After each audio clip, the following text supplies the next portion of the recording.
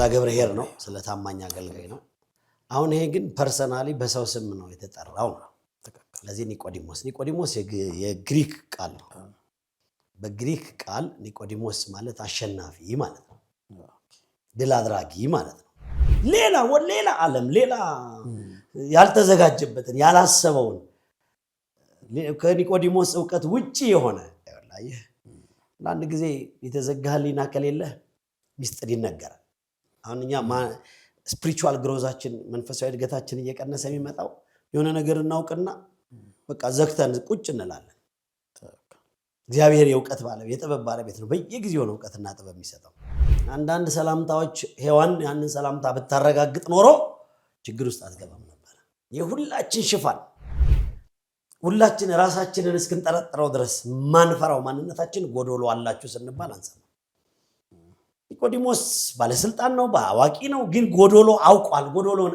መጀመሪያ ማመን ይቀድማል አመነ በቃ ስለዚህ ጎዶሎን ለመሙላት ጎዶሎን መጀመሪያ ማመን ነው አታውቅም ስትባል እሺ አላውቅም ማለት ነው ካንተ የሚበልጣለ ስትባል እሺ ከኔ የሚበልጣለ ማለት ነው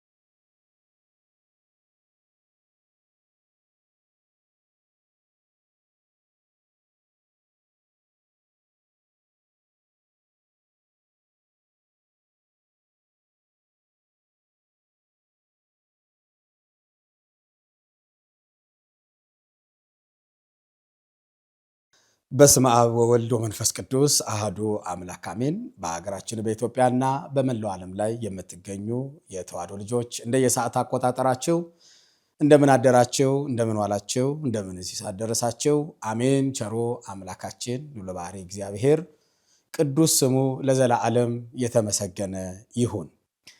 እንግዲህ የተዋሕዶ ልጆች እንደምታውቁት አሁን ያለነው ታላቁ ዐቢይ ጾም ላይ ያለነው ደግሞም ሰባተኛው ሳምንት ላይ ደርሰናል። ሰባተኛው ሳምንት ኒቆዲሞስ በመባል ነው የሚታወቀው። ስለዚህ የኒቆዲሞስን ታሪክ የኒቆዲሞስን ሕይወቱን እዚህ ከምንወዳቸው ከምናከብራቸው ጋራ አብረን እንቆያለን። እኚህ መምህራችን በምስራቀ ፀሐይ ለቡ በሚገኘው የቅዱስ ገብርኤልና የእናታችን የቅድስት አርሴማ ካቴድራል ስብከተ ወንጌል ዋና ኃላፊ ናቸው። መምህራችን መጋቤ ሃይማኖት መምህር ብርሃኑ ቦጋለ ይባላሉ። ዛሬ ስለ ኒቆዲሞስ በደንብ አድርገን ውስጡን በተለየ አንግል እስኪ ምን ይመስላል የሚለውን እንወያያለን ማለት ነው። መምህር እንኳን በደህና መጣለን። እንኳን ደህና ቆየኝ። እንዴት ነህ? ሰላም ነው። በእንደዚህ አይነት ኢንተርቪው እንግዲህ ለመጀመሪያ ነው ያገኘሁህ። እንደዚህ አውርተን አናቅም፣ ተገናኝተንም አናቅም። ስለመጣ ደስ ብሎናል። እኔም ስለጋበዛችሁኝ በጣም ደስ ብሎኛል። በጣም ጥሩ። እንግዲህ አሁን ያለንበት ወቅት 7ኛው ሳምንት የኒቆዲሞስ በመባል ነው። እንግዲህ አባታችን ሊቁ ቅዱስ ያሬድ እነዚህን ሳምንታቶችን ከፋፍሎ እስከ ሆሳዕና 8 አድርጎ አሁን የምንገኘው 7ኛው ሳምንት ላይ ኒቆዲሞስ ነው። እንዲያውም ሊቃውንት አባቶች ከዘወረደ እስከ ሆሳዕና ድረስ በግለሰብ ደረጃ ኒቆዲሞስ ተብሎ የተሰየመለት እንዲህ አይነት የለምና ትንሽ ለየት የሚያደርገው ነገር አለ የኒቆዲሞስ። ስለዚህ እና 7ኛው ሳምንት ላይ ነው የምንገኘው። እንግዲህ 7ኛው ሳምንት ኒቆዲሞስ ነው። እስኪ መምህር ምናልባት የኒቆዲሞስ ታሪክ ዮሐንስ ወንጌል ምዕራፍ 3 ላይ ያለ ኃይለ ቃል ነው። ሐሳቡን የተወሰነ ላንብበውና አድማጭ ተመልካቾቻችንም በደንብ እንዲረዱት ከዚህ ላይ ተነስተን መውጣት መነገር ማውራት ያለብንን ሐሳቦችን እንዳስሳቸዋለን። እንዲህ ይላል የዮሐንስ ወንጌል ምዕራፍ 3 ቁጥር 1 ጀምሮ ከፈሪሳውያን ወገን የአይሁድ አለቃ የሆነ ኒቆዲሞስ የተባለ አንድ ሰው ነበረ። እርሱም በሌሊት ወደ ጌታችን ወደ ኢየሱስ መጥቶ እንዲህ አለው፣ መምህር ሆይ ልታስተምር ከእግዚአብሔር ዘንድ እንደመጣ እናውቃለን። እግዚአብሔር ከእርሱ ጋር ከሆነ በቀር አንተ የምታደርገውን ይህን ተአምር ሊያደርግ የሚችል የለምና። ጌታችንም ኢየሱስ መልሶ እውነት እውነት እልሃለሁ ዳግመኛ ያልተወለደ ሰው የእግዚአብሔርን መንግሥት ለማየት አይችልም አለው። ኒቆዲሞስም ከሸመገለ በኋላ ዳግመኛ መወለድ እንደምን ይቻላል? ዳግመኛ ይወለድ ዘንድ ወደ እናቱ ማኅፀን ተመልሶ መግባት ይችላልን? አለው። ጌታችን ኢየሱስም መልሶ እንዲህ አለው፣ እውነት እውነት እልሃለሁ ዳግመኛ ከውኃና ከመንፈስ ያልተወለደ ሰው ወደ እግዚአብሔር መንግሥት ሊገባ አይችልም። ከሥጋ የተወለደ ሥጋ ነው፣ ከመንፈስ የተወለደ መንፈስ ነውና። ስለዚህም ዳግመኛ ልትወለድ ይገባችኋል ስላሉ አታድንቅ። ነፋስ ወደ ወደደው ይነፍሳል፣ ድምፁንም ትሰማለህ፣ ነገር ግን ከየት እንደሚመጣ ወዴት እንደሚሄድ አታውቅምና ከመንፈስ የሚወለደው ሁሉ እንዲህ ነው። ኒቆዲሞስ መልሶ ይህ ሊሆን እንዴት ይቻላል አለው። ጌታችን ኢየሱስም መልሶ አንተ የእስራኤል መምህር ነህ፣ ነገር ግን እንዴት ይህን አታውቅም አለው።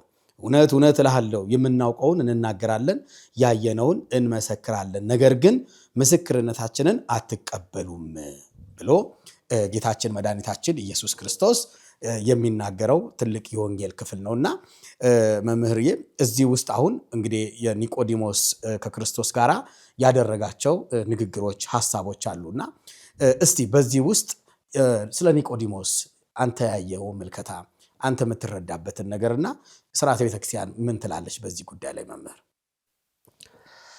እሺ የተባረከ እግዚአብሔር አምላክ አባዊና ተዛብጻን እስከዛቲ ሰዓት ኒቆዲሞስ የኦርቶዶክስ ተዋሕዶ ቤተክርስቲያን ካሏት 7 አጽዋማት መካከል አንዱ ታላቁ ጾመ ሆዳዴ አብይ ጾማችን ነው። ከነዚህ ደግሞ ሳምንታት መካከል አንደኛው 7ኛው ሳምንት ነው። ለጀማሪ ክርስቲያኖች እነዚህ ሀተታዎች ይጠቅማሉ፣ ለነባሮች ብዙም ባይከብዱም። እንዳልከው ቅድም እንዳልከው መምህር ዳንኤል ምንድነው በሰው ስም የተሰየመ ሳምንት ብለዋል። አዎ እውነት ነው። ዘወረደ፣ ቅድስት፣ ምኩራብ፣ መጻጉዕ ይልና በበሽተኛ ስለ ማዳኑ ለመናገር ነው። ስለ በሽተኞች ለመናገር ሳይሆን የክርስቶስን አዳኝነት በሰፊው ለመግለጽ ነው። ከዛ ደብረ ዘይት ነው፣ ዳግም ምጽአት ነው። ከዛ ገብርኄር ነው፣ ስለ ታማኝ አገልጋይ ነው። አሁን ይሄ ግን ፐርሰናሊ በሰው ስም ነው የተጠራው ነው። ስለዚህ ኒቆዲሞስ የግሪክ ቃል ነው። በግሪክ ቃል ኒቆዲሞስ ማለት አሸናፊ ማለት ነው፣ ድል አድራጊ ማለት ነው። ከኒቆዲሞስ ሕይወት ጋር ደግሞ የሚገናኘው ይሄ ስሙ ትርጓሜ ኒቆዲሞስ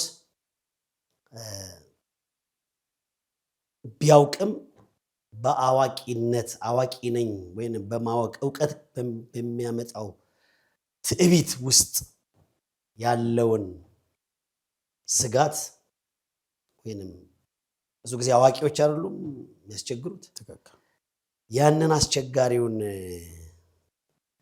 ወሃሎ አሃዱ ብእሲ እምፈሪሳውያን ዘስሙ ኒቆዲሞስ መልአኮሙ ለአይሁድ እንዲህ እያለ ነው የሚተነተንለት። የአይሁድ አለቃ የሆነ በቃ የመጨረሻው እርከን ላይ ነው ያለው። ግን ያ የመጨረሻው እርከን ላይ መኖሩ ሙሉ አለመሆኑን ነግሮት ወደ ሙሉ ወደሚያደርግ ወደ ኢየሱስ ክርስቶስ ሄዶ ያንን ጎዶሎን ያሸነፈ አግኝተኛ ዓላማ ሙሉ አይደለም። እዚህ ምድር ላይ ሙሉ የምትሆነው እግዚአብሔር ሲኖር ብቻ ነው። እና ኢየሱስ ክርስቶስን ደግሞ በስጋ መገለጡ ኒቆዲሞስ ከማያውቁ በጣም አደገኞች ከሆኑ ከፈሪሳውያን በጣም በፍጹም ኢየሱስ ክርስቶስን የተነገረውን የተቆጠረውን ሱባኤ የተነገረውን ትንቢት የመገለጡን ነገር ለማመን አይደለም እንደውም ከሰዱቃውያን ጋር ሆነው ክርስቶስ የሚባለው ኢየሱስን መስማትም ማየትም ከማይፈልጉ መሐከል ነው። ከነሱ መሃል ነው። የነሱ ደግሞ መምህር ነው። መምህር ብቻ አይደለም ደግሞ የነሱ መላኮሙ ለአይሁድ ማለት አለቃቸው ነው። የመምህራኖች አለቃ ነው። ባለስልጣን ነው። ምንም በዚህ ምድር ላይ የጎደለው ነገር የለውም ነው። አሁን ስለ ኒቆዲሞስ ኦርቶዶክሳውያን ልንረዳ የሚገባው ጎዶሎ የሌለው ነው። አለቃ ነው፣ ባለስልጣን ነው፣ የተማረ ነው፣ ባለሀብት ነው። ሶስቱንም ይሄን ይዞ ግን ኢየሱስ ክርስቶስን ከማያምኑ መሐከል ስለነበረ እለት ረፍት ይነሳው ነበር። እለት ክርስቶስ ዕውራን አበራ፣ ለምጻም በገሊላ በቅፍርናሆም በ10 ከተሞች እነዛን የሚደናንቁ ድንቅ ነገሮች ሲሰማ ረፍት ስለነሳው በሌሊት ተነስቶ ሄዶ ይሄን ጥርጣሬ ስላሸነፈ ኒቆዲሞስ ማለት አሸናፊ እና እንዲህ ያለ ያው ኒቆዲሞስ በባለጸግነቱ በአዋቂነቱ በመምህርነቱ መሃል ግን የከበደው ነገር ነበር። ያንን የከበደውን ነገር ለፈሪሳውያን ካቢኔ ቢያቀርበው ሌላ ጠብ ሊመጣበት ነው። ለእውቀት ደግሞ ከሱ የሚበልጥ አዋቂ የለም። ስለዚህ ይህን ጉዳይ ለምን አላስተካክልም? አይምሮዬን፣ አስተሳሰቤን፣ አመለካከቴን፣ የእውቀቴን የተዛባውን ለምን አላስተካክልም ብሎ ወሰነ ነው። እዛ በሌሊት ወደ ኢየሱስ ሄደ ነው። በሌሊት ወደ ኢየሱስ ሲመጣ የኢየሱስ መኖሪያ መቀመጫው ደብረ ዘይት ተራራ ናት። ቤት የለውም ክርስቶስ ከዮሴፍ ቤት ከወጣ በኋላ እዚህ ምድር ላይ አንድ ቀን ዕውራንን አብርቷል፣ አላሳደሩትም፣ እደር አላሉትም። ለምጻምን አንጽቷል። እነዛ የሞቱትን ሰዎች ሁሉ ከሰው የጎደሉትን ሁሉ ጥለውት ነው ሄዱት ሁሉም። እና ማታ መጽሐፍ እንደውም ስለ ክርስቶስ የሚናገረው ማታ ወደ ደብረ ዘይት ተራራ እየወጣ ዋሻ ነበረች፣ ቤቱ ዋሻ ነበረች ዘመዱ። ያቺ ዋሻ ደግሞ ታስፈራለች። በዛ በጌቴሴማኒ ፊት ለፊት የምትገኝ ተራራማ ናት። እንኳን አይደለም ያን ዘመን አሁንም ታስፈራለች። ጫካ ውስጥ ናት፣ ችምችም ያለች ናት። እና ኒቆዲሞስ በምሽት በ3 ሰዓት ወደ ኢየሱስ ሄደ። ይኸውልህ ቤተክርስቲያን ስላደግን ብዙ ሊቃውንት ብዙ ስላሉ እኔ የተባለ ነገር አልደጋግምልህም። እዚህ ጋር ምን ያስደንቃል ስትለኝ ከምሽቱ 3 ሰዓት ሲሄድ ኢየሱስ ክርስቶስ ኒቆዲሞስን የተቀበለው አቀባበል ዘወትር በቃ እግሮቼ ወደ ቤተክርስቲያን በገሰግሱ ቁጥር እደሰትበታለሁ። ካድሬ ነው የፈሪሳውያን፣ ሊቀበለው አይገባም፣ መሽቷል ሰዓቱ። ከምሽቱ 3 ሰዓት ሲሄድ ግን ጌታ ተቀበለው። ይሄኛን ያጠነክረናል። ምንም የትም እንሁን በየትኛውም ሰዓት ብንሄድ የክርስቶስ ቤት የክርስቶስ ልብ ለተመላሾች ለተነሳህያን ክፍት ነው። ሰዎች ናቸው በር የሚዘጉብህ፣ ሰዎች ናቸው በራቸውን ለመክፈት ክራይቴሪያ የሚጠይቁ። 3 ሰዓት ሲሄድ እንዴ ደብረ ዘይት ተራራ ላይ ምን ልትሰራ መጣ አላለውም። ና ግባ ነው ተቀብሎታል። ይህን እድል እንድንጠቀም ያስተምረናል። ከምሽቱ 3 ሰዓት መሄዱ ሄደ። ያው እሱ ሄደው እረፍት የነሳው ጉዳይ አለ። አዋቂ ነው አይደል? ህግ አዋቂ ነው፣ መሪ ነው። ከእውቀቱ ከመሪነቱ ከባለጸግነቱ ከዛ ሁሉ የበለጠ ነገር ግን በክርስቶስ ላይ ሰምቷል። ያ እረፍት ነስቶታል። ስለዚህ ጌታ ሆይ እግዚአብሔር ከፈቀደለት ኒቆዲሞስ ያሳዝነኛል። ስጋው የሆነ እንትን ነው ጉድለቱን የእውቀት ጉድለቱን ሊሞላ ነው ሄደው። በዚህ ምድር አሁን ከፈሪሳውያን ከፍ ብሎ ከፍ አድርጎ የሚያሳየውን እውቀት ነው። አይምሮ ረፍት ስለነሳው ነው ሄደው እና እውቀት ፍለጋ ነው ሄደው። እግዚአብሔር ከረዳው በስተቀር አንተ የምትሰራውን ነገር እኮ ማንም ሰው ሊሰራ አይችልም ብሎ ስለ ታምራት ነው የጠየቀው። ስለ 2 ዓሳና 5 እንጀራ ስለ ማብላት ነው የጠየቀው። በባህር ላይ ስለ መራመድ ነው የጠየቀው። ከእናቱ ማህፀን ጀምሮ ልሙጥ ግድግዳ የነበረው ልጅ በአምላክነቱ መድኃኒት ሆኖ በሰውነቱ ዳሶ ሳይጠየፈው ያ ከተማው መነጋገሪያ ይሆናል። ብዙ ተአምር አድርገዋል። ብዙ በቃ የነ ኒቆዲሞስ ቤት ወይንም የነ ኒቆዲሞስ የፈሪሳውያንና የሰዱቃውያን ቤት ታምጿል። ህዝቡ ወደ ጌታ መጥቷል። አልዓዛር ከሞት መነሳቱ፣ ሁሉም 12 ዓመት ደም ይፈሳት የነበር በውሃ መራመዱን፣ እነዚህ ሁሉ አነጋጋሪ ብዙ ተአምሮች አሉ። ያስደንቃል እኮ አሁን በከተማችን የምናየውም እኮ እገሌ የተባለ እንትን እንዲያረገ ነው ሲባል ብዙ ሰው መነጋገሪያ ያደርገዋል። ተአምር ሲሆን ኒቆዲሞስ ይሄንን ከሌላ መረዳት አልፈለገም። ቀጥታ ከሌላ ደግሞ ሂዶ ቢጠይቅ የተማርክ አይደለህም ሊሉት ነው። አንተም የጎደለ እውቀት አለ ትባላለህ። ያው ሰው ሙሉ እንዳልሆነ አያውቅም። ኒቆዲሞስ በቃ ጌታ ሆይ አንተ እግዚአብሔር ከረዳው ሰው በስተቀር ይሄን አንተ ይኸውልህ ኒቆዲሞስ አንድ ጥያቄ ጠየቀ። ኢየሱስ ክርስቶስ በመልስ ዳይቨርት አደረገው። ኒቆዲሞስ ስጋዊ ጥያቄ ጠየቀ። ክርስቶስ ዘላለማዊ መልስ መንፈሳዊ መልስ ሰጠው። ኒቆዲሞስም የማድነቅ ጥያቄ ጠየቀው። ኢየሱስ ክርስቶስ የማዳን መልስ ሰጠው።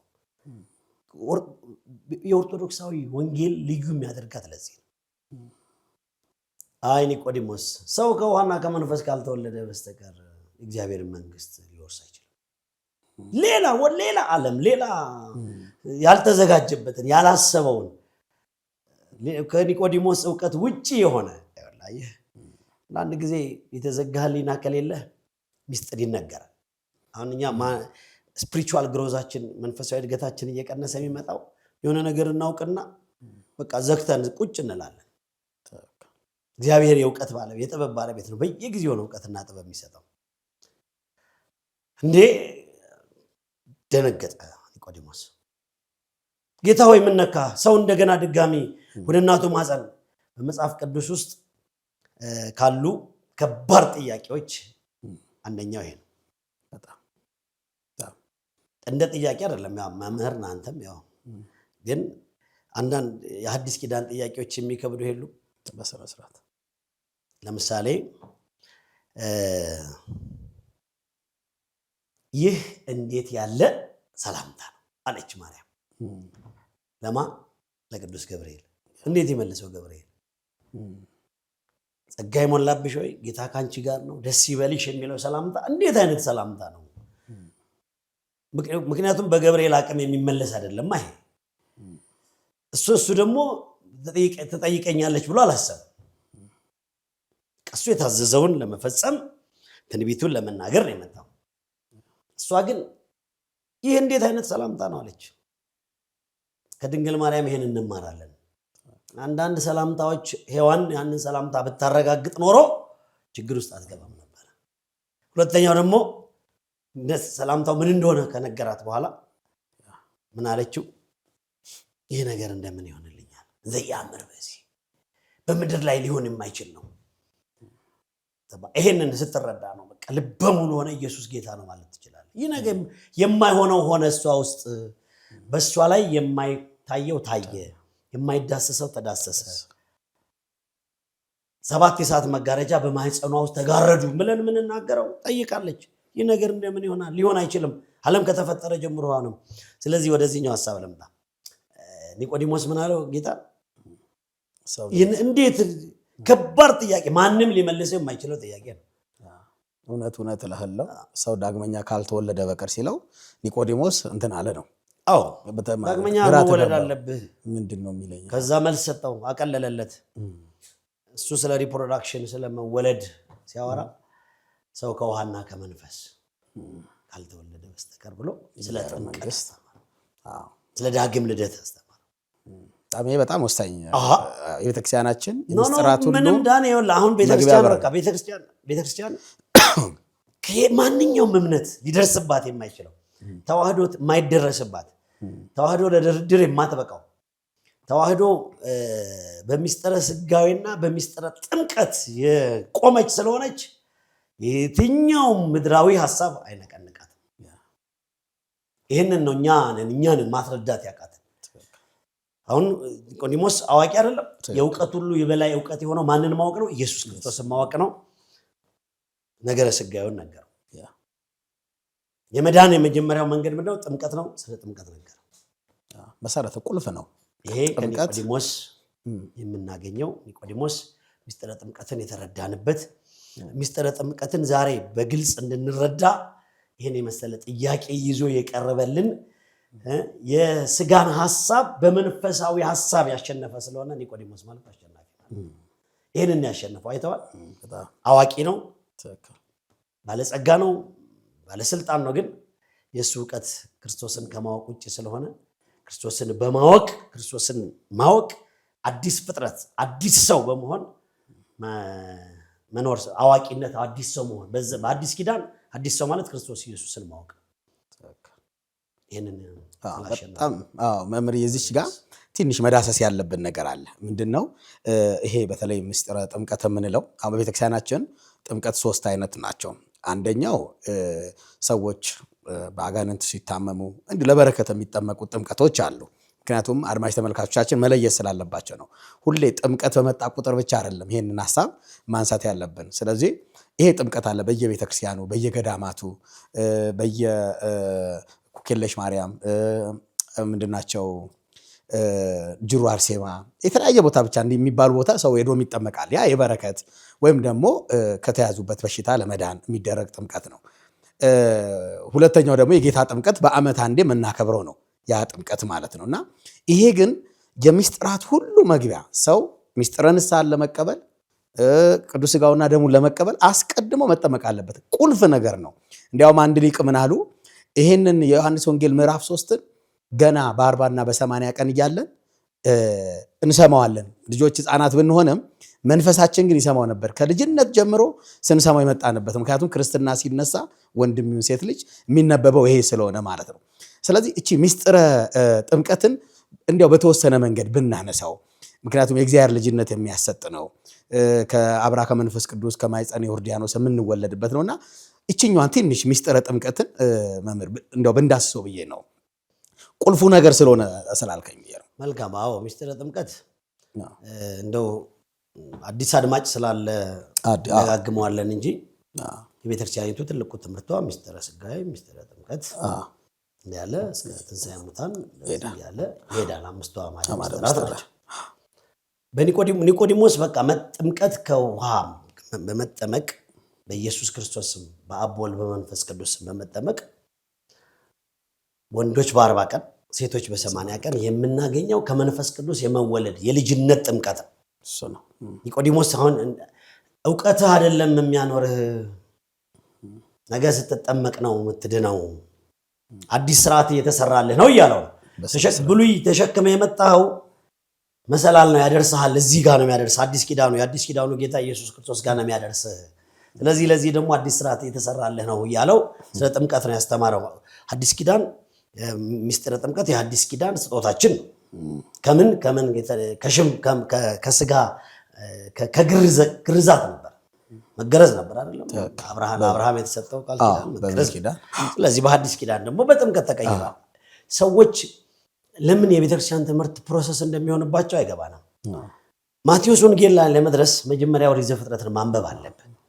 ምክንያቱም የማቴዎስ ወንጌል ምዕራፍ 1 ስትጀምረው የዳዊት ልጅ አብርሃም ልጅ የኢየሱስ ክርስቶስ የትውልድ መጽሐፍ ነው የሚለው። ዳዊት ስለ ዳዊት ማወቅ አለብህ ነው እያለ ያለው። በስጋ ዘር ስም የተሰጠው ከዳዊት ዘር ስለሆነ ስለዚህ በብሉይ ኪዳን ምንድን ነው ወንዶች በ40 ቀን ሴቶች በ80 ቀን መስዋዕት ይዘው ሄደው ተባርከው ያንን ማስታወስ ብሉይ ኪዳን የሐዲስ ኪዳን አዲስ ጥላ ስለሆነ በሐዲስ ኪዳን ደግሞ ስርዓተ ቤተክርስቲያን ተሰርቶ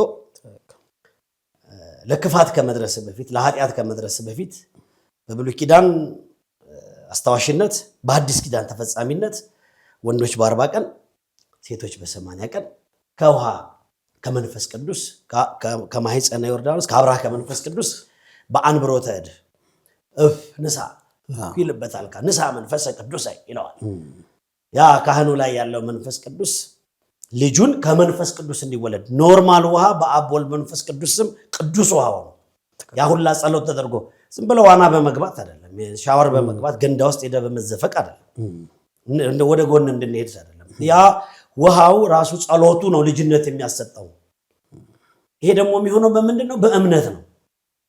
መጽሐፍ ለሚያምን ሁሉ ይቻላል ተብሎ እንደተጻፈ። ስለዚህ ኒቆዲሞስ ትልቁን የጥምቀትን ትምህርት ነው። በጥምቀት ላይ ደግሞ ኦርቶዶክሳውያን ሲሪየስ እውቀት ሊኖረንና እውነተኛ ለሌላ የሚተርፍ ጥምቀት ማንደራደርበት ምሰሷችን ነው። ስለዚህ ይህ አንተ ያልካቸው ላለመድገም ነው። በየአብያተ ክርስቲያናቱ የፈውስ ጸበሎች አሉ፣ ለስጋ ፈውስ የሚሆኑ። ከዛ ደግሞ እነ ቄደር አሉ። እንደዚህ ወደ ጎን ሄደ በበደልም በችግርም በኃጢአትም በምክንያትም ስትመጣ ልጅነትን የምታስመለስበት የቄደር ጥምቀት አለ። ሌላው ደግሞ የሰማዕትነት ጥምቀት አለ። በደም ቅዱሳን የሚጠመቁት የእንባ ጥምቀት አለ። እነ ማርያምን ተፍረት ያነቡት እንባቸው ነው ያጠመቃቸውና በእነዚህ ነገሮች ዋናው ግን የልጅነት ጥምቀት ነው። ኒቆዲሞስ ያስተማረን ከውሃና ከመንፈስ ቅዱስ ካልተወለድክ የተባልከው በአብ ወልድ መንፈስ ቅዱስ ስም ሄዱና ዓለምን ሁሉ በአብ ወልድ ማርቆስ 16:16 ሄዳችሁ አሕዛብን ዓለምን ሁሉ በአብ በወልድ መንፈስ ቅዱስ እያጠመቃችሁ ደቀ መዛሙርት ታደርጓቸው። ስትጠመቅ የክርስቶስ የእግዚአብሔር እስከ 40 ቀን የአባትና የእናት ልጅ ነበር በስጋ። ልክ ስትጠመቅ የእግዚአብሔር ልጅ ትባላለህ። ከዛ በኋላ ክርስቲያን ሆነ ለዘላለም ትኖራለህ። ኒቆዲሞስ ይህን ትምህርት አምጥቶልናል። እንወደዋለን፣ መቼም አንረሳው። ለዚህ ነው ቤተክርስቲያን ቀን ሰይማለት እንትን የምትለው። እዚህ ጋር መምህር በጣም የሚደንቀው ነገር ሰው ከእናት ከአባት አንዴ ነው የሚወለደው፣ ከእግዚአብሔርም አንዴ ነው የምንወለደው። እዛው መጽሐፉ ላይ ከሆነ ክርስቶስ ኢየሱስ ስላደረግኩት ተአምር አትደነቅ ነው ያለው። እንደውም የሚያስደንቁ ተአምር ነበር የተደረገው፣ ግን ምን ያህል ወደዚህ ስቦት ሚስጥረ ጥምቀትን ማወቅ እንዳለበት በጣም ሲሪየስ አድርጎ ነበር ሲነግረው የነበረው። እንዲያውም የእግዚአብሔርን መንግስት ሊያይ አይችልም ነው የሚለው። በዚህ ካልመጣ አረለ መምህር መጨረሻ ወይ ነው የመዳን መስመሩ ጥምቀት ነው። ይድናል ነው በቃ። አይድንም ካልተጠመቅ አትድንም። ምንም ፕሮሰስ አይደለም። መምርዳን ዓለም ሲጦዝ እኛም አብረን መጦዝ የለብን። ዓለም ተጨንቆ ነው በየአቅጣጫው የሚሄደው። እኛ ያለቀ የተሰደረ ያለቀለት የዘላለም ህይወት መንገድ ላይ ነው ያለ ነው። ኦርቶዶክስ ተዋሕዶ ቤተክርስቲያን በጥምቀት ጉዳይ ተተቻት፣ በቅዳሴ በኩል ተተቻት፣ በዜማ ተተቻት፣ በዘላለም ህይወት። እስቲ ዝም ብለህ እነዚህ የተሰመሩትን መንገዶች ሁሉ እያቸው ወዴት ነው የሚያደርሱት? ቤተክርስቲያን ግን የምታደርስ ተጠመቅ ነው የምትል። ገና ለእግዚአብሔር የምትለይህ እናት ጀርባ አባት ክንድ ላይ እናት ትከሻ ላይ ሳትወርድ ነው የእግዚአብሔር ልጅ ታደርግሃለች። ከዛ በኋላ መወሰን ያንተ ስራ ነው። ለዚህም ጥምቀታችን ዋና ሐሳባችን። እንዲያውም ቅዱስ ጳውሎስ አንድ ጌታ አንድ ሃይማኖት ብሎ መጨረሻ ላይ አንዲት ጥምቀት ነው የሚለው። ጥምቀት አንዲት መሆኗን በነገራችን ላይ ያው እንግዲህ ስለ ሚስጥረ ጥምቀት ያው ቢነሳ ከሰዓት አንፃር የሚሆን አይደለም። ያው በራሱ በኮርስ ደረጃ ከሰባቱ ሚስጥራተ ቤተክርስቲያን እንዲሁም ደግሞ ከአምስቱ አዕማደ ሚስጥራተ ቤተክርስቲያን አንዱ እሱም ስለሆነ እዛ ላይ በደንብ አድርጎ መማር ይቻላል። ቅዱስ ጳውሎስ ምን ታውቃለህ? በአፍ ላይ የተጠመቃችሁ እናንተ ሁላችሁ ክርስቶስን ለብሳችሁታል። በጣም ምንም እኮ በቃ ሙግት አያስፈልገውም። የተጠመቃችሁ እናንተ ክርስቶስን ለብሳ ወደፊት ብንሄድ አይሻልም? እሺ፣ በጣም ጥሩ። እንግዲህ እቺ ሚስጥረ ጥምቀትን ካነሳን እስቲ ከኒቆዲሞስ ህይወት ደግሞ ብዙ መማር የምንችላቸው ነገሮች አሉ እና መዝለል የሌለብን አንድ ቁም ነገር አለ። ከኒቆዲሞስ የምንማረው ትህትና አለ። መምህር በደንብ ገልጠው ታመጣዋለህ። ይሄ ሰው ባለጸጋ ነው፣ እውቀት ያለው ሰው ነው፣ እንደዚሁም ደግሞ መምህር ነው። ነገር ግን እውቀቱ፣ ገንዘቡ፣ ስልጣኑ ሳያስታበየው ወደ ክርስቶስ ኢየሱስ እየሄደ ይማር ነበር። አሁን በዘመኑ ያሉ ባለ አዋቂዎች አሉ፣ ባለ ሀብቶች አሉ፣ እንዲሁ ባለስልጣኖች አሉ። እንዲያውም ክርስቶስ ኢየሱስ ወደ ዮሐንስ ሄዶ የተጠመቀው በመጨረሻው ነገስታቱ ባለ ሀብቱ በቤት መታችሁ ካህናትን አጥምቁ እንዳይሉ ነው የሚል የአባቶቻችን የሊቃውንት አስተምሮ አለ። አሁንም ባለጸጎች፣ ባለሀብቶች እንዲሁም ደግሞ ባለስልጣኖች ወደ ቤተ ክርስቲያን መምጣት አለባቸው የሚል ምልከታ የሚያሳየዋልና እስኪ መምህር ይህን ከትህትና አንጻር እንዴት ታየዋል? እንዴት ትረዳዋለህ? እሺ፣ ከዘመኑ አንጻር ማለት ነው። ዘመኑ ስለሚፈልግ ነው። ጥያቄህን መለስበታለሁ። ስለ ዳግም መወለድ ምናልባት መነሳት ያለበት ሐሳብ ካለ ጥሩ ሐሳብ። እሺ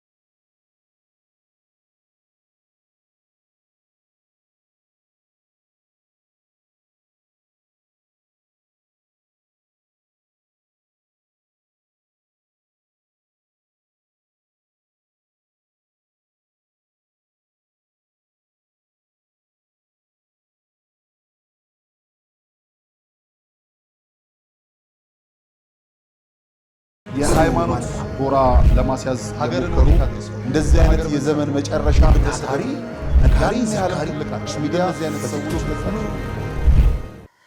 የበዓል ዋና ዓላማ አሁን ኒቆዲሞስ ብለን የምናስበው ስለ ዳግም መወለድ ነው። ትክክል። ስለ ዳግም መወለድ ስንናገር መጽሐፍ ቅዱሳዊ ማስረጃ ያስፈልጋል። ለመቀበል ይከብዳል አይደል? ዳግመኛ ካልተወለድክ ግን እንደዚህ ይላል። ስለዚህ ማንም ሰው በክርስቶስ ቢሆንም አዲስ ፍጥረት ነው። ሲጠመቅ አዲስ ፍጥረት ይሆናል። ሲጠመቅ ማንም በክርስቶስ ቢሆን አዲስ ፍጥረት ነው። አሮጌው ነገር አልፏልና እነሆም አዲስ ሆኗል። ኒቆዲሞስ ኢየሱስ ክርስቶስ ጋር ሄዶ አዲስ ነገር ነው የተማረው። ተወሰነ ስርዓት ሁለተኛ ቆሮንቶስ ምዕራፍ 5 ቁጥር 17 ላይ ነው የሚለው። ቅዱስ ጴጥሮስ ደግሞ ይሄን ስለ ዳግም ልደት አይደለም የምናወራው። ዳግመኛ የተወለዳችሁት ከሚጠፋ ዘር አይደለም በሕያዋንና ለዘላለም በሚኖር በእግዚአብሔር ቃል ከማይጠፋ ዘር ነው። ከማይጠፋ ዘር ነው ይላል አንደኛ ጴጥሮስ ምዕራፍ 1 ቁጥር 23 ላይ። ጴጥሮስ አሁንም አየው ኒቆዲሞስ አዲስ ዕውቀት እንዴት እያገኘ እንደሄደ። ከማይጠፋ ዘር ነው የተፈጠርከው። ፈሪሳዊ ስለሆንክ አይደለም የምትጸድቀው። መልአኮሙ ለአይሁድ የአይሁድ አለቃ ስለሆንክ አይደለም። ከዚህ በኋላ ከኔ ጋር እኔን አዲሱን ሕይወት ስለሰጠው ነው። አዲስ ኪዳንን ተቀበል እያለው ነው። እንደዚህም ይላል ስለዚህ የዲያብሎስን ስራ እንዲያፈርስ የእግዚአብሔር ልጅ ተገለጠ ይልና ከእግዚአብሔር የተወለደ ሁሉ ኃጢአትን አያደርግም ያለ አንደኛ ዮሐንስ ምዕራፍ 3 ቁጥር 9 ላይ ከእግዚአብሔር ምን ያለው የተወለደ እግዚአብሔር የተወለደ በጣም ጥሩ ቃል። እንደዚህ ይላል ክርስቶስ ነው ብሎ በኢየሱስ የሚያምን ሁሉ ከእግዚአብሔር ተወልዷል። አንደኛ ዮሐንስ ምዕራፍ 5 ቁጥር 1 ዳግመኛ መወለድ ይሄ ነው።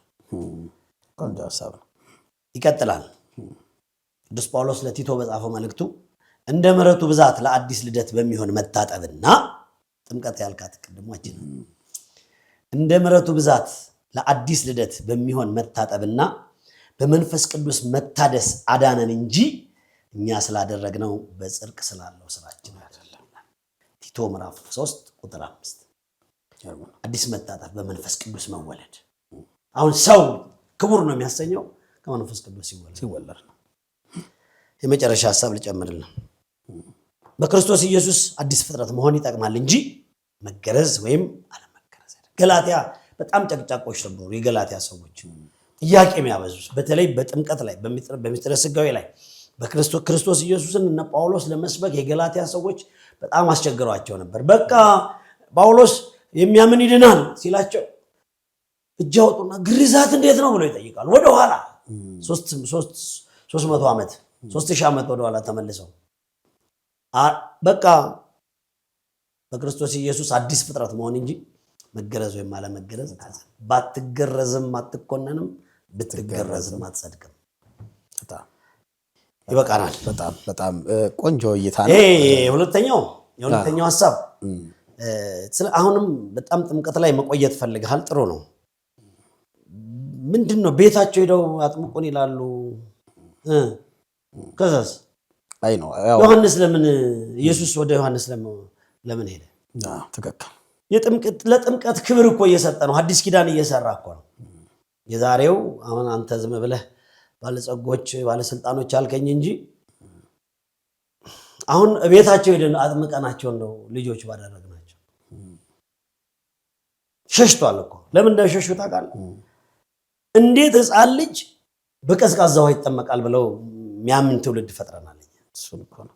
ይሄኛው የተጠመቀው ትውልድስ ለምን ምንም አልሆነም። ውሃው ቅዱስ ውሃ ይሆናል፣ የተባረከ ውሃ ይሆናል። እምነት ነው ይሄ።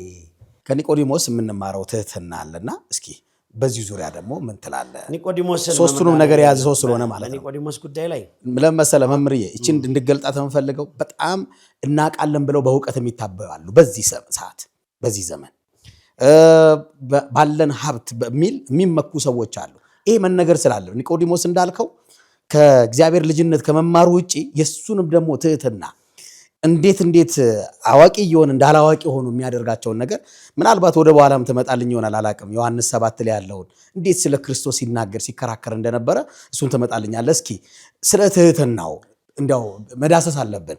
ትህትና የጠፋበት ዘመን ስለሆነ ማለት ነው። ከትትና አዎ ኒቆዲሞስ ይኸውልህ መምህር ዳንኤል መጀመሪያ ዕውቀትን ፈላጊ ነው። በቃ ዝግ አይደለም ኒቆዲሞስ አውቃለሁ ብሎ ራሱን አልዘጋም። በቃ አዋቂ ነን የምንል ሰዎች በቃ ሌላ ተጨማሪ ዕውቀት እንደሚያስፈልገን ከኒቆዲሞስ ተምረናል። ቅድም አሁንም ደግሜ ልንገር አሸናፊ ነው ኒቆዲሞስ። ተጨማሪ ዕውቀትን ላለመውሰድ ዝግ አይምሮ አልነበረውም። ከዛ ኒቆዲሞስ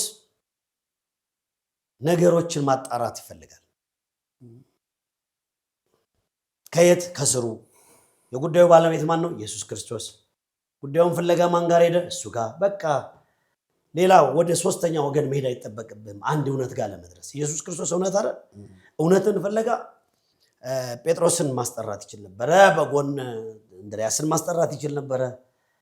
ከፈለገ ዘብጥያ ከሐዋርያቱ ሶስቱን አሳስሮ ኢንተርቪው ማድረግ ይችል ነበረ። አላደረገውም። እሱ ስለ እውነት ለመረዳት የእውነት ቦታ ነው የሄደው። በቃ ስለ እውነት ለመረዳት እውነት ቦታ መሄድ ነው። ከኒቆዲሞስ ይሄን እንማራለን። ቀጠለ። ኒቆዲሞስ ጉድለቱን የሚያቆሰ ነው። የሁላችን ችግር፣ የሁላችን ሽፋን፣ ሁላችን ራሳችንን እስክንጠረጥረው ድረስ ማንፈራው ማንነታችን ጎዶሎ አላችሁ ስንባል አንሰማ። ኒቆዲሞስ ባለስልጣን ነው፣ አዋቂ ነው፣ ግን ጎዶሎ አውቋል። ጎዶሎን መጀመሪያ ማመን ይቀድማል። ጎዶሎን አመነ በቃ። ስለዚህ ጎዶሎን ለመሙላት ጎዶሎን መጀመሪያ ማመን ነው። አታውቅም ስትባል እሺ አላውቅም ማለት ነው። ከአንተ የሚበልጣለህ ስትባል እሺ ከኔ የሚበልጣለህ ማለት ነው። አትችልም ካሉ በቃ እችላለሁ ብለን መሟገት የለብህም። ይችላል እስኪሉ መጠበቅ አለብህ። ምክንያቱም ዓለም የሁለት ውጤት ናት፣ የደጋፊና የነቃፊ። ሲሳካልህ ትጎተታለህ፣ ሲጎልብህ ትወገራለህ። በዚህ መካከል ቴምፖን ጠብቀ መኖር ያለብህ አንተ።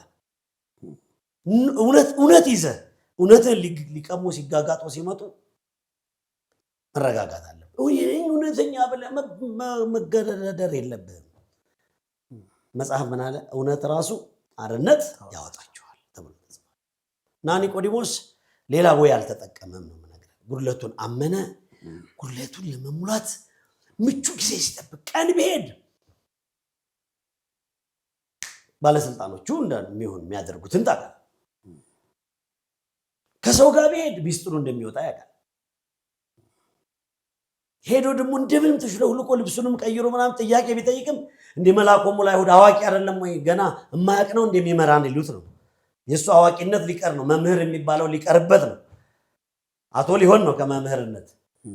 ስለዚህ ኒቆዲሞስ ጉድለቱን አምኗል። ጉድለቱን ስላመነ ጉድለቱን የሚሞላበትን ትክክለኛ መንገድ መረጠ። ማንም 5000 ገበያ ህዝብ በሌለበት ሄደና አገኘው። እስቲ ጉድለታችን ይቆርቁራል። እስቲ ጉድለታችን ቆርቆሮን ተሰምቶን ለሊት ለጸሎት እንሄድ። ሙላት ያለው ጌታ ጋር ነው። ሙላት ያለው ቤተክርስቲያን ነው። ጉድለት ይዘን እንዴት እንተኛለን? ጉድለት ይዘን እንዴት እናንቀላፋለን? ኒቆዲሞስ ጉድለት እንቅልፍ አልሰጠው። ጎዶሎ ነገር ተሸክሞ እንደሞላለት አልሆነም። ሁለተኛው ደግሞ የሰማነውን ለእውነት ንቁም። ኒቆዲሞስ ስለ ክርስቶስ የሰማው እውነት ሊያስተኛው አልቻለም። አስተኛም፣ ማምላክን አስተኛም። የሚሸት የሚከረፋ ለዘላለም የማይቆም ደም ቆመ ስትባል ትተኛለህ። ያ መድኃኒት ይደፈለገ ማግኘት ነው እንጂ ልሙጥ ግንባር ዮሐንስ 9 ላይ ያለው ሲወለድ እናቱ ሲወለድ ወሬ የነበረው ተፈወሰ አየት የሰፈር መነጋገሪያ ሰጥቶን ያስተኛል እንዴ? ይሄንን መድኃኒትማ ማየት አለ። በጣም ይሄ መድኃኒት ዛሬም በማህሌት ውስጥ አለ። ይሄ መድኃኒት ዛሬም በቅዳሴ ውስጥ አለ። ይሄ መድኃኒት ዛሬም በኪዳን ውስጥ አለ። ይሄ መድኃኒት ዛሬ በቅዱስ ሥጋው ደም ውስጥ አለ። ይሄንን መድኃኒት ለማየት መሮጥ አለብን ነው። ኒቆዲሞስ እንደዚህ ያለ ታጋይ ነው። እንደዚህ አይነት ሐሳቦች አሉ። ይደንቀር። ከዛ ግን ስልጣን፣ ዕውቀት፣ ክብር ቢበዛብህ እውነትን ከመፈለግ ወደ ኋላ ማለት የለም። በሌሊት ያስኬደው እሱ። እነዚህ ወለ ስልጣን፣ ዕውቀት፣ ዝና፣ ክብር ምን ባሉት የሥጋ ናቸው። የነፍስ ጉድለት ክርስቶስ ነው የሚሞላው። የኒቆዲሞስ ጉድለት የነፍስ ጉድለት ነበር። የነፍስ ጉድለት መሙላት በሥጋ በሰላም ለመኖር ይረዳል። ስለዚህ እረፍት ስለነሳው የነፍሱን ጉድለት ሊሞላ ወደ ክርስቶስ ሄደ ነው። አይበቃም ለኔ። በጣም የሚገርም ምልከታ ነው መምህር እየተመለከትከ ያለው። እቺ ጉድለት ያልካት ቦታ ላይ አንድ ነገር ትዝ አለኝ። ያ ባለጸጋ የዘላለምን ሕይወት አገኝ ዘንድ ምን ላድርግ ሲለው ክርስቶስ አትስረቅ፣ አትግደል እንዲህ የሚል አለው። መለሰና ግን ያ ሰው ምን አለው? የጎደለኝ ነገር አለ ወይ ብሎ ይጠይቀዋል። ነገሮች ከልጅነቴ ፈጽሜያለሁ እንደው የጎደለኝ ነገር አለ ሲለው ያለህን ሽጠህ ለድሆች ስጥ። አንድ ትቀራለች ነው እንጂ አንድ ትቀራለች አለው። ያለህን ሽጠህ ከዛ ምን አለ? ፊቱ ጠቁሮ ተመለሰ። እሱን እኮ ነው አንዳንዴ ባለጸግነት ሲኮን ወደ ክርስቶስ ወይ ወደ ቤተ መቅደስ ሲመጣ ብዙ አይነት ነገሮች አሉና ቆንጆ እይታ ነው መምህር ያየኸው። በስተመጨረሻ አካባቢ እንግዲህ ኒቆዲሞስ በስም ደረጃ ዮሐንስ ወንጌል ላይ ነው የተጠቀሰው።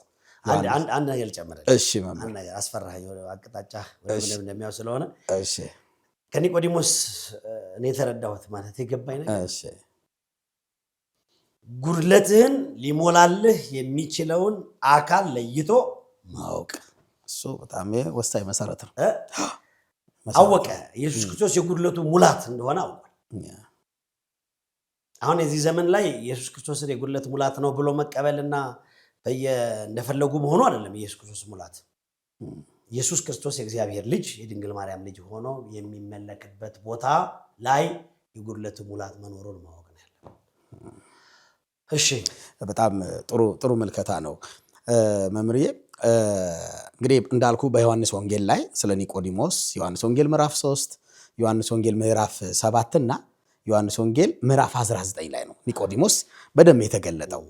እቺኛው እንደ መደምደሚያ እንድታመጣልኝና የቀረ ነገር ካለ እንድትጨምርልኝ ፈልጋለሁ። እንግዲህ ኒቆዲሞስ ያ ሁሉ ተአምር ያደረገውን ጌታ በሌሊት ሄዶ አገኘው። ከተመለሰ በኋላ ደግሞ መልሰው እንግዲህ እነዚህ ፈሪሳውያን የሚባሉትና ሰዱቃውያን ክርስቶስን አምጡ ብለው ወታደርን ልከው ወታደሮቹ ራሱ በትምህርቱ ተማርከው ተመለሱ። ይሄ ከሆነ በኋላ ክርስቶስ ኢየሱስ ዮሐንስ 9 ላይ ደግሞ እንግዲህ የመጣው ለመሞት ነውና ሞተ። አሁን ኒቆዲሞስ ያ ሁሉ ነገር ያደረገውን ሰው አይ እንደዚህ አይነት ሰው ነው ተራ ነው ብሎ አልተመለሰም። እንዲያውም ከሞተ በኋላ ከዮሴፍ ጋር ሆኖ ጲላጦስን ለምነው ቅዱስ ሥጋውን እስከ መግነዝ ደርሰዋል። እና እዚህ ውስጥ ኒቆዲሞስ የሚያስደንቀኝ ነገር ሞተ ሲባል መሄዱ ራሱ ይገርማል። ትንሣኤ ሙታንን አምኖ ጌታ እንደሚነሳ አምኖ መሄዱ ይገርመኛልና እስኪ ይሄንን ነገር የኒቆዲሞስን እንዲያው ብትዳስሰው መምህር። አዎ፣ እኔ ኒቆዲሞስን ሳስብ ሁለት በጣም ወሳኝ የሆኑ ነገሮችን እናያለን። አሁን ከተነታኔው በላይ ማለት ነው። ምን ይሆናል መሰለህ? ኒቆዲሞስ በቃ የተማረው ትምህርት አላዳገመው። እኛ ስንት ዓመት ተሰበክን እኔ አላውቅም። ስንት ዓመት ተሰበክን እኔ አላውቅም። ኒቆዲሞስ ያችን ምርጥ ትምህርት ከባለቤቱ ከተማረ በኋላ ወስኖ ነው ካቢኔ የገባው። እንትን ነው ምቹ ጊዜ ጠብቅ ነበረ። ምዕራፍ 3 አይደለም የተማረው ምዕራፍ 7 ላይ ምዕራፍ 3 በቃ እስከ ምዕራፍ 7 ኢየሱስ ፈሪሳውያን በጣም በአቋም ክርስቶስን ቻሌንጅ ሲያደርጉት ይሰማል እና አልተዋጠለትም። እና እዛ ውስጥ እንዴት እንደሚቆይ ግራ እየገባው ነበረ። እና ጥላቻ ነበረ። ጥላቻቸውን ሰጡ፣ ሰማቸው። አድማ ነበራቸው፣ አድማቸውን ሰማቸው።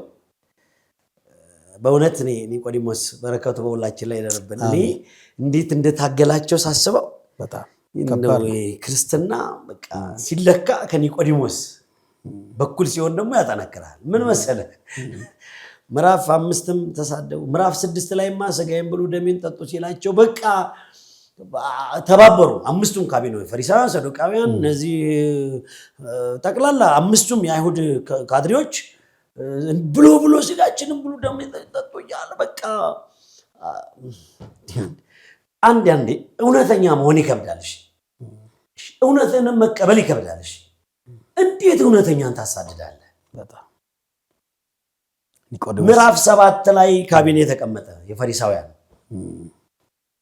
የመጨረሻ ውሳኔ ኢየሱስ ሥጋዬን ብሉ ማለት ጀምሯል፣ ደሜን ጠጡ ማለት ጀምሯል። ሳናጠፋው ሳንገለው እንዴት የኛ ስልጣን ይከበራል አሉ። በቃ መሳል ነው ገበዛዘና አንዳንዴ እዚህ ጋር ሳስበው ኢየሱስ ክርስቶስ አምላክ ነው ግድ ነው ፈሪሳውያን ተሰብስበው መክረውበታል እንደው እኛ ስንት ሰው ላይ መክረን ይሆን መከራት በጣም ይገርም ነው እኛ ላይ ስንት ተመክሮ ይሆን እኛ ከኒቆዲሞስ ወገነን ከአይሁድ ወገነን ያሳስበኛል አንዳንዴ በቃ ተነጋገሩና የመጨረሻ ውሳኔ ላይ ሲደርሱ እንትኑን ይዘው እኔ ዝም ብያው ማስበው ማለት ነው እንዳፈጎባይ እንደ ኃላፊ አይደለም በቃ አሁን ያላችሁ ትክክል ነው ብሎ ከመምታቱ በፊት ግን አንድ ጥያቄ ያለኝ ያላቸው ይመስለኛል ተወስኗል ከሳንገለው አንበላም አንጠጣም ብለው ወስነዋል ስሙን የሚጠራ በጭራሽ በዝንም የሚከተል አድኗል ፈውሷል መድኃኒት ነው ጌታ ነው አምላክ ነው እንደዚህ ነው የሚባል እንዳንሰማ ተወሰነውና ኒቆዲሞስ ግን የመጨረሻ ጥያቄ ጠየቃቸው ከወሰኑት በላይ የሚከብዳቸው ጥያቄ ለመሆኑ በእኛ ህግ አላቸው ኦ ማይ ጋድ እኔ እንዴት ደስ እንደሚለኝ ለመሆኑ በእኛ ህግ አላቸው ምንም ፊቱን አላጠቆረ የኢየሱስም ጠበቃ አልመሰለም ህጋችን ግን ይፈቅዳል ወይ ህጉ በህግ ይታይልኝ አለ አንድ ሰው በቦታው ሳይኖር ሳይጠራ ሳይመረመር የሚገርመው እሱ ነው ኒቆዲሞስ እንዴት አይጀግና አውሬ ባልቆምም እውነት ተናገራል አውሬዎች እኮ ናቸው በጣም የነሱ ደም ለማፍሰስ የተነሱ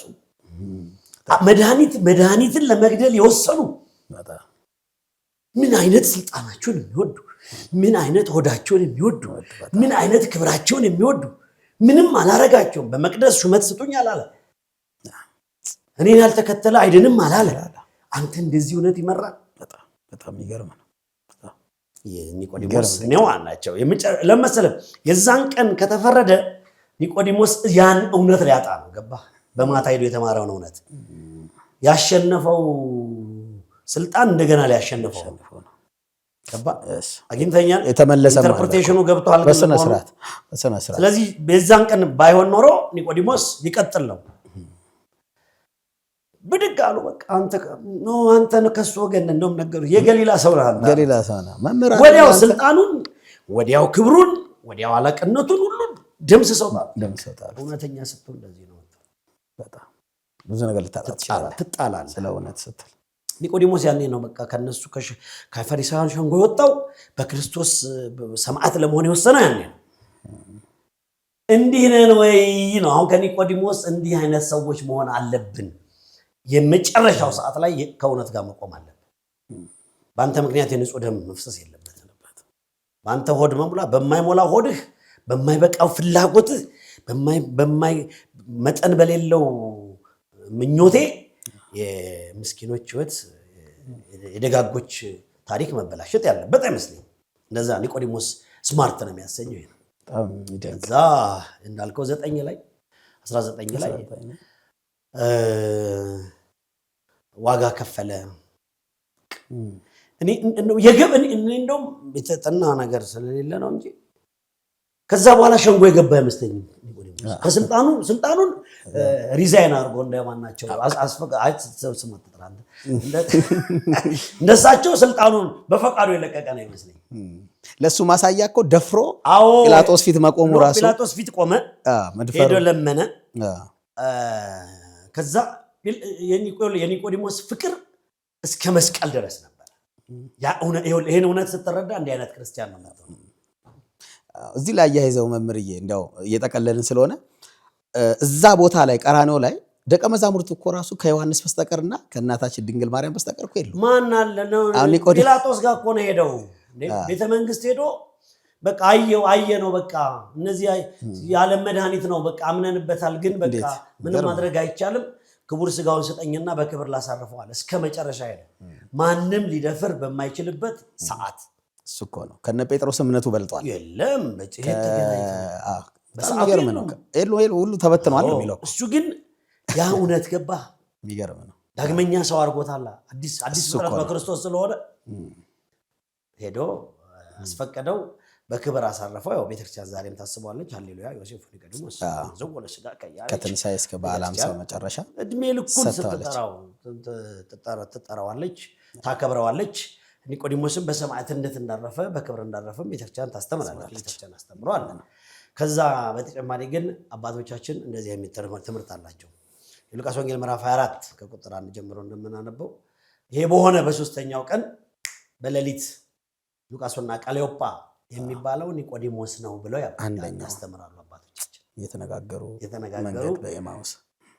ኒቆዲሞስ እኮ በቃ ሁሉም ትቶ በክርስቶስ ምክንያት የነበረውን የሰላሙ አውድ በአይሁድ ጭካኔ ኢየሩሳሌም የጦርነት ቀጠና ስትሆን ከሉቃስ ጋር ወደ ሀገሩ ተመልሶ ሲሄድ ያ የፍቅር ጌታ መንገድ ላይ ጠብቆ አገኘው። እንዲህ አይነት ውለታውን እውነተኛ ስትሆን የእውነት ጌታ ይሄን ያከብራል።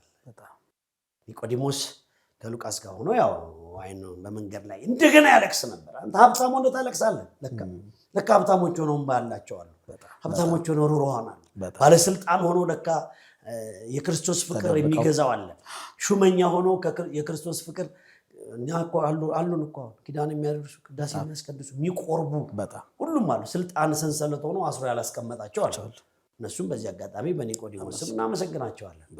ስልጣንና ደግሞ ገንዘብና ምናምን አንቋቸው ይዟቸው የሚቀሩ አሉ። እነሱም ቤተክርስቲያን ጠብቃቸዋለች። ኒቆዲሞስ በረከት በሁላችን ላይ ይደርብን።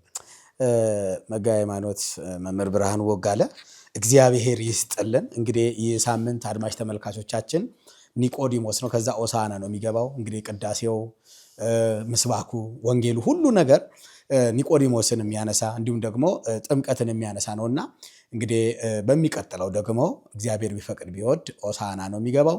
ሆሳዕናን ደግሞ ከሌላ መምህር ጋር ከሌላ እንግዳ ጋር ደግሞ መተን በደንብ አድርገን ስለ ሆሳዕና እንተነትናለን ማለት ነው።